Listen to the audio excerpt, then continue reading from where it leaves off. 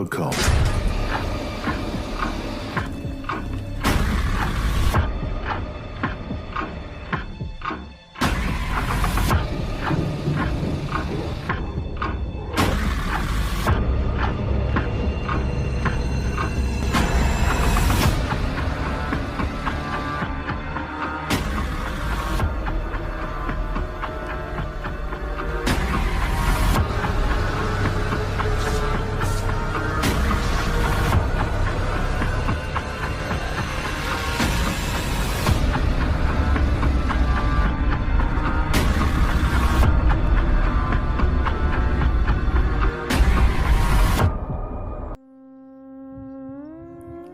Cerita ini bermula ketika saya berada di desa terpencil di daerah Semanu, Gunung Kidul, Yogyakarta. Waktu itu saya dapat tugas di daerah tersebut selama beberapa hari. Pengalaman dikejar pocong ini merupakan peristiwa yang sangat menyeramkan bagi saya. Terlebih, kejadian ini terjadi ketika tak ada orang lain di samping saya. Oh iya, sebelumnya perkenalkan, nama saya Hashim, seorang lulusan sarjana teknik yang bekerja menjadi seorang asisten peneliti di salah satu lembaga peneliti di Yogyakarta. Meskipun pekerjaan saya ini tergolong murtad dari ijazah yang saya miliki, namun sebagai seorang pemuda, tentu saya sangat menikmati pekerjaan ini. Ditugaskan ke berbagai daerah di pelosok di seluruh Nusantara sudah hal biasa. Kejadian-kejadian mistis seperti melihat penampakan pocong, genderuwo, kuntilanak dan lain sebagainya juga kerap saya alami ketika tengah berada di tempat-tempat tersebut.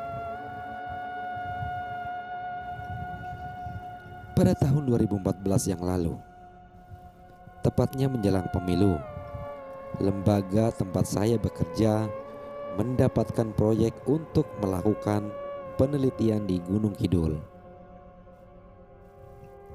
Karena kekurangan personil, makanya saya putuskan untuk terjun sendiri melakukan survei ke daerah paling sulit dijangkau itu.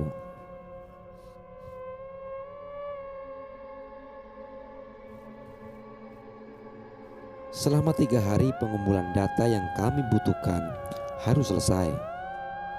Hari Selasa, selepas sholat subuh, saya berangkat menuju salah satu desa di daerah Semanu, Gunung Kidul. Berbekal motor butut bertenaga 100 cc, saya taklukkan perbukitan Wonosari hingga sampai di balai desa yang saya tuju.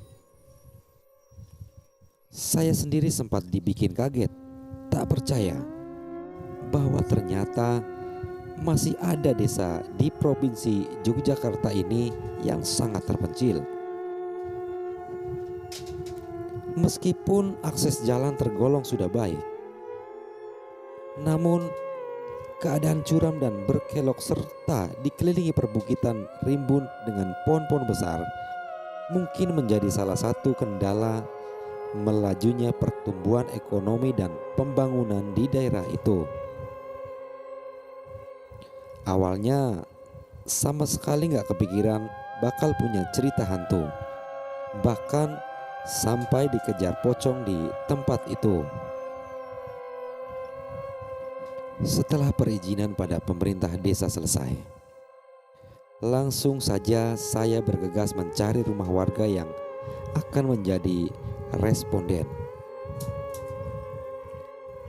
Memasuki dusun-dusun kecil dengan rumah-rumah warga yang berjarak cukup jauh membuat kendala bagi saya dalam menemukan rumah responden.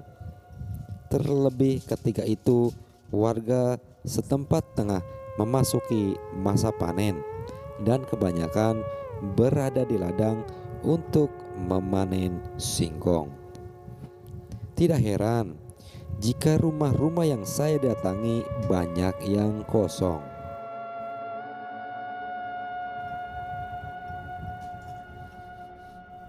Sehari berkelana mondar-mandir dari satu dusun ke dusun yang lain, rupanya hanya membuahkan satu hasil responden saja. Singkat cerita, pada hari terakhir yakni hari Kamis sekitar jam 6 sore, rupanya tugas saya masih kurang satu responden lagi. Itu artinya mau gak mau saya harus menunggu responden yang belum pulang dari ladang.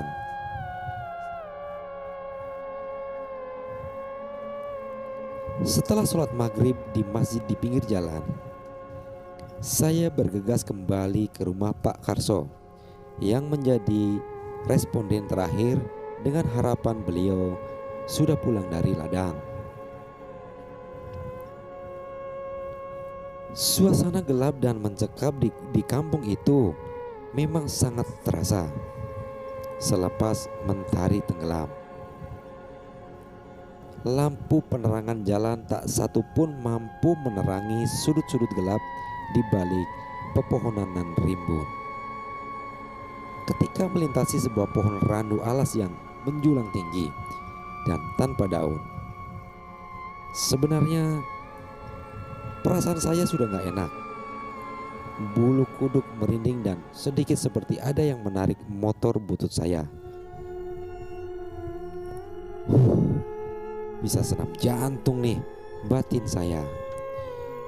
Waktu itu pikiran saya cuma satu, yakni buru-buru sampai ke rumah Pak Karso.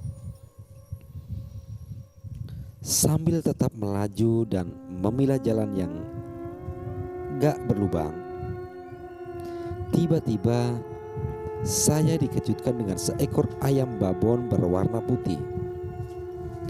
Hampir saya menabraknya jika tak buru-buru menginjak pedal rem. Jantung saya berdegup kencang ketika secara perlahan ayam tersebut mengeluarkan asap putih dan membesar hingga berwujud menjadi sosok hantu pocong berkafan putih yang sangat kucel. Bayangkan saja, dalam jarak sekitar 1 meter dari roda ban motor, muncul sosok pocong yang membelakangi saya. Saking takutnya, saya langsung tancap gas tanpa menghiraukan lagi jalan yang berlubang itu, sehingga motor yang saya naiki seolah memecah telinga. Sekitar 12 menit kemudian, akhirnya saya sampai di rumah Pak Karso. Pelan-pelan pintu rumah saya ketuk sambil mengucapkan salam. Tidak lama kemudian, istri Pak Karso membukakan pintu. Lega perasaan saya waktu itu ketika pintu Pak Karso terbuka. Namun rupanya Pak Karso selepas maghrib telah berangkat ke masjid untuk mengikuti pengajianan yasinan rutin tiap malam Jumat Kliwon, kata istrinya. Jantung saya berdetak kembali, seperti ada yang menarik jantungku. Baru sadar kalau hari itu adalah malam Jumat Kliwon. Apa mungkin cerita hantu penampakan pocong yang tadi sempat membuat saya hampir pingsan ada kaitannya dengan mitos malam Jumat? Gumam saya dalam hati. Akhirnya saya meminta izin pada istri Pak Karso untuk menunggu beliau pulang dari pengajian yang katanya biasa selesai jam 9 malam. Bertemankan secangkir kopi buatan Bu Karso, lantas beliau menanyakan pada saya, "Mas, lewat mana tadi? Kemudian saya jawab bahwa tadi lewat sebelah makam ke utara. Waktu itu saya masih berusaha menutupi ketakutan kejadian yang barusan saya alami. Namun Bu Karso justru seperti menakut-nakuti. "Mas, hati-hati kalau lewat sana. Ini malam Jumat Kliwon. Biasa tidak ada berani lewat di sana, Mas." Buset deh, makin takut aja aku dengar cerita Bu Karso. Lalu tanya, "Lah emang kenapa, Bu?" Ternyata sudah lama jalur selatan menuju kampung yang tadi saya lewati sudah terkenal akan keangkerannya. Terlebih pohon randu alas yang sudah lama mati, tapi tak ada yang berani menebangnya tersebut. Katanya ada sosok penunggu berupa pocong yang sangat jahil dan kerap menampakkan diri. Singkat cerita, sekitar jam 8:30 Pak Karso pulang dari masjid. Tanpa buang-buang waktu, saya langsung menyerap dan mencari informasi serta beberapa pertanyaan terkait penelitian yang saya lakukan selama 1 jam, dan saya akhiri dengan berpamitan. Rasa takut sekaligus seram memang saya rasakan. Namun apa boleh buat, satu-satunya jalan yang saya tahu ya jalan tadi. Pak Karso memang memberitahu jalan lain. Namun katanya keadaan medan yang lebih parah dan memutar memaksa saya mengurungkan niat untuk mencari jalur alternatif lain. Sambil komat-kamit membaca doa sebisanya, saya kembali melewati pohon randu alas yang tadi ada penampakan pocongnya. Lega rasanya begitu pohon tersebut telah terlewati dari laju kendaraan saya. Namun rasa takut masih menyelimuti. Seolah di belakang saya seperti ada yang mengikuti serta memperhatikan saya. Namun setiap kali saya tengok ke belakang, rupanya tak ada apa-apa. Mudah-mudahan ini hanya perasaan saya saja. Sebentar lagi saya memasuki kawasan jalan sepi tanpa ada penerangan jalan, apalagi rumah penduduk. Terlebih dahulu saya melihat jarum speedometer yang menandakan bensin motor masih terlihat penuh. Berbekal tekad dan keterpaksaan, akhirnya saya memberanikan diri untuk memasuki wilayah sepi dan gelap gulita itu. Nyaris hanya penerangan dari lampu motor saya saja yang membantu menerangi jalan itu. Sesekali saya menengok ke belakang karena masih merasakan seperti ada yang mengikuti. Aneh, sama sekali gak ada apa-apa. Hingga akhirnya saya benahi posisi spion motor untuk membantu melihat keadaan di belakang saya. Dan kejadian menyeramkan kembali saya alami ketika melihat spion kiri motor saya. Ada bayangan putih terbang di belakang motor berupa pocong. Namun begitu saya toleh ke belakang, sosok tersebut menghilang entah kemana. Rasa takut serta perasaan tak karuan memaksa saya menarik gas hingga mentok. Jalanan berliku serta naik turun tak lagi saya hiraukan. Saya pun tak lagi berani melihat ke arah spion, meskipun masih merasa ada pocong yang mengikuti dari belakang. Apes benar, ketika melewati jembatan penghubung di salah satu jalan menuju arah pulang, tiba-tiba motor saya mogok. Entah apa penyebabnya.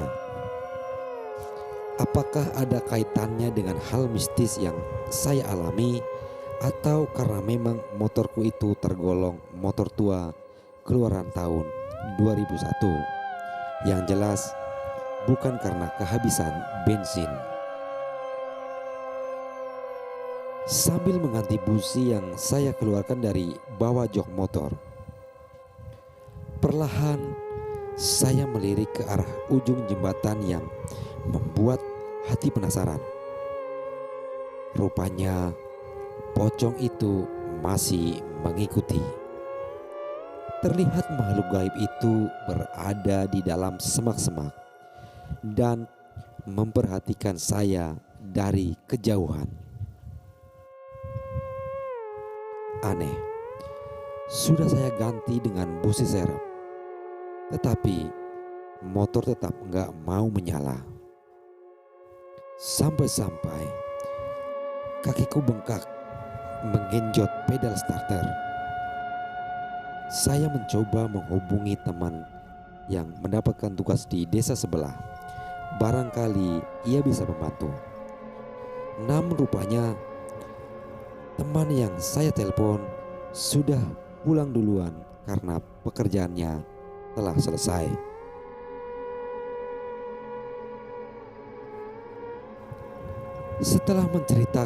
Setelah menceritakan keadaan motor saya yang mogok serta ada hantu pocong yang mengejar dari belakang, ia lantas memberiku saran untuk menuntun motor agak jauh dari tempat mogok dan mencoba menyalakannya lagi.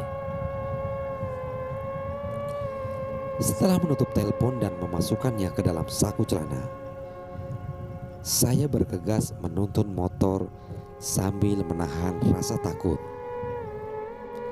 Anehnya lagi, tiba-tiba setelah 100 meter dari tempatnya motor mogok tadi, saya coba starter dan hasilnya jreng, motor butut itu menyala tanpa kendala. Melompat ke atas jok dan geber gas hingga sampai ke Jalan Wonosari, Jogja tanpa kendala. Perasaan merinding serta dingin perlahan menghilang. Perasaan takut karena ada yang mengikutiku juga sudah tak ada lagi. Saya mencoba memberanikan diri melihat ke kaca spion, dan hasilnya memang sudah tak ada lagi pocong yang mengikuti saya hingga sampai ke tempat kos sekitar pukul 1 dini hari. Inilah peristiwa paling menakutkan dan menyeramkan selama hidup saya. Cerita hantu dikejar pocong di malam Jumat Kliwon hanyalah satu dari sekian banyak pengalaman mistis yang pernah saya alami. Demikian cerita kali ini dan terima kasih.